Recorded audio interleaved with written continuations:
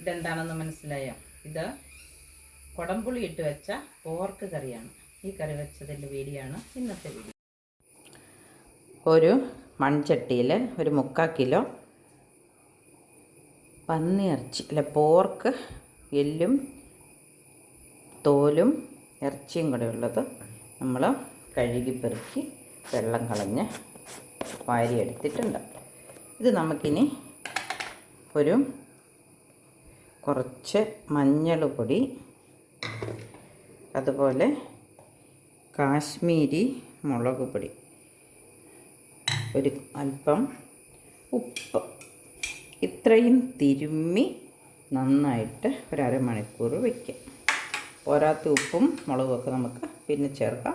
ഇത് ഇറച്ചിയിലേക്കൊന്ന് പിടിക്കാൻ വേണ്ടിയിട്ട്.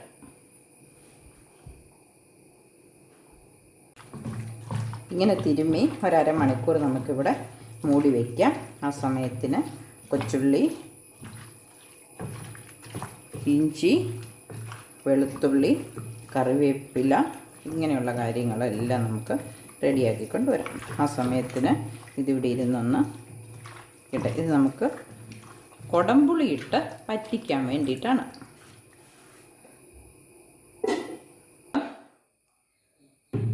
ഉപ്പും മുളകും തിരുമ്മി വെച്ചിരുന്ന പോർക്കാണിത്. ഇതിലേക്ക് നമുക്കിനി ബാക്കി കാര്യങ്ങൾ ചേർക്കാം.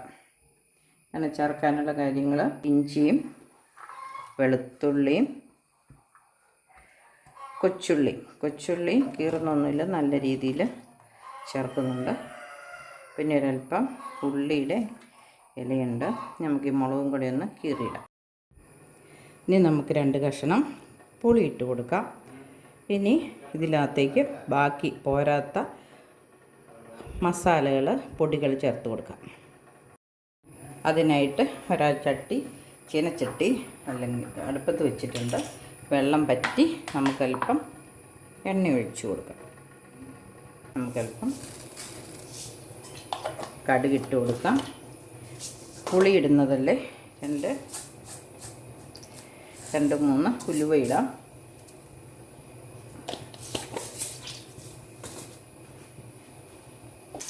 ഒരു കൊച്ചുള്ളി ഇട്ട് കൊടുക്കാം.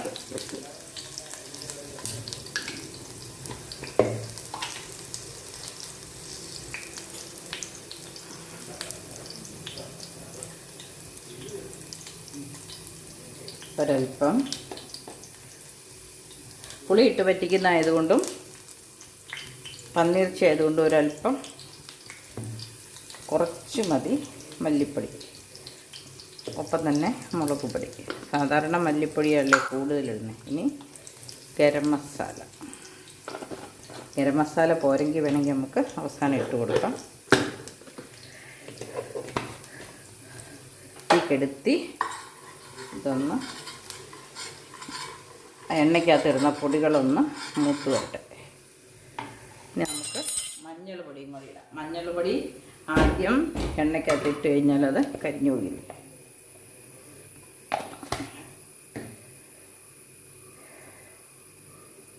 ഇനി ഇതെടുത്ത് നമ്മുടെ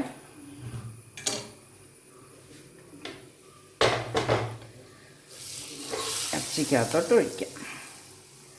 പുറത്തെ അടുപ്പേ വെച്ചാണ് കറി വെക്കുന്നത്. അതുകൊണ്ട് തന്നെ അല്പം വെള്ളം നമുക്ക് ചേർക്കാം. കുക്കറിലൊന്നും അല്ല വയ്ക്കുന്നത്.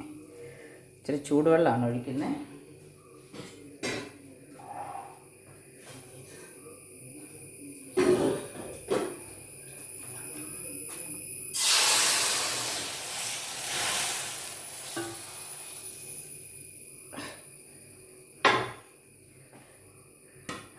ഇനി നമുക്കിത് മൂടി,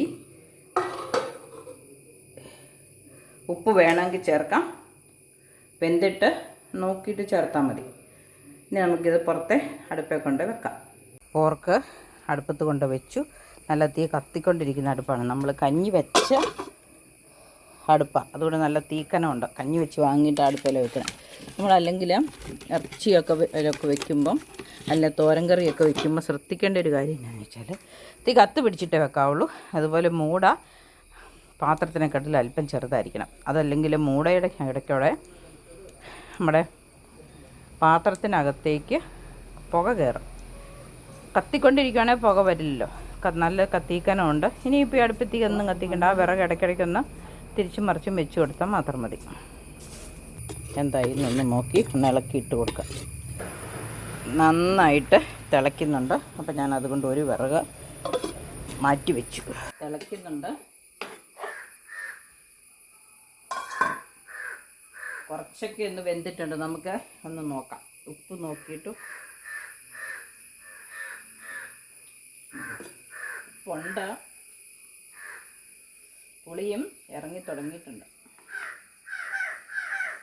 വെന്തോന്നറിയാൻ എളുപ്പമുണ്ടോ? എല്ലുള്ള ഒരു കഷ്ണം എടുത്താൽ കണ്ടോ, ഈ കഷ്ണം കാണുമ്പോൾ നമുക്കറിയാം എല്ലേന്ന് വിട്ട് പോരുമ്പോഴത്തേനും നല്ലപോലെ വേവായി വരുന്നുണ്ട്. കറിവേപ്പില ഇട്ട്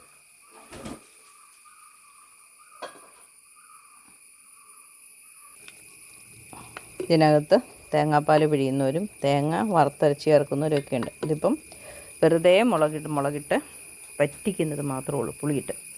നമ്മുടെ പോർക്ക് വെന്തു.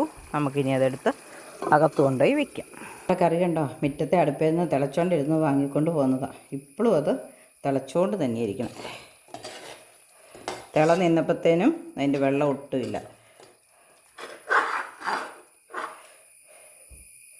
കണ്ടോ, നെയ്യ് മാത്രമേ ഉള്ളൂ, വെള്ളമൊന്നുമില്ല. നമുക്ക് മൂടി വയ്ക്കാം.